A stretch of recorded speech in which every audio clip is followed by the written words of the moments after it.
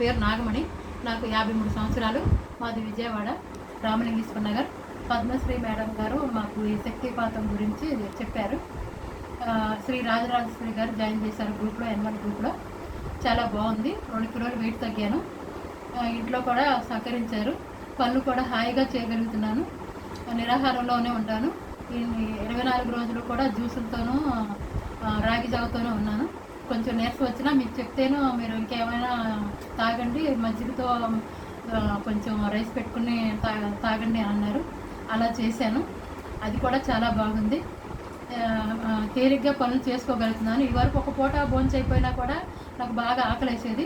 ఇప్పుడు అసలు ఆకలి వేయట్లేదు. అయిపోయిన తర్వాత కూడా నాకు ఆకలిగా లేదు. తినాలంటే కూడా కష్టంగా ఉంది. ఈరోజు కొంచెం కొంచెం అలవాటు చేసుకుంటున్నాను.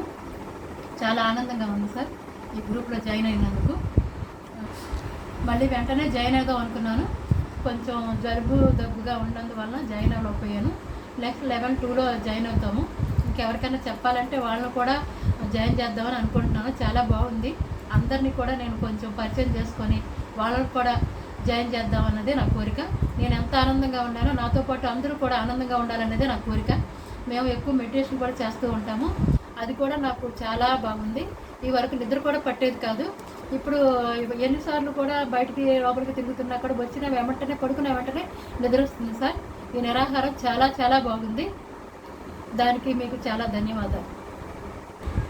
ఓన్లీ జావా అలా తీసుకున్నాను.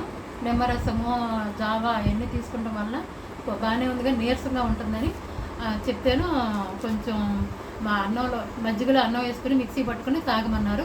తాగిన తర్వాత బాగానే ఉంటుంది. అలా చేసాము. ఇక ఎప్పుడు 24 రోజులు భోజనం ఫస్ట్ 2 రోజులు భోజనం చేయమన్నారు. అప్పుడు బాగానే చేసాం, కానీ లాస్ట్లో ఇప్పుడు అంతా అయిపోయిన తర్వాత భోజనం చేయాలంటే కష్టంగా ఉంది గురువు గారు. ఇప్పుడు మేము భోజనం చేయలేకపోతున్నాం. పొంటితో మేము నవలేకపోతున్నాము. కొంచెం జలుబు కూడా చేసింది.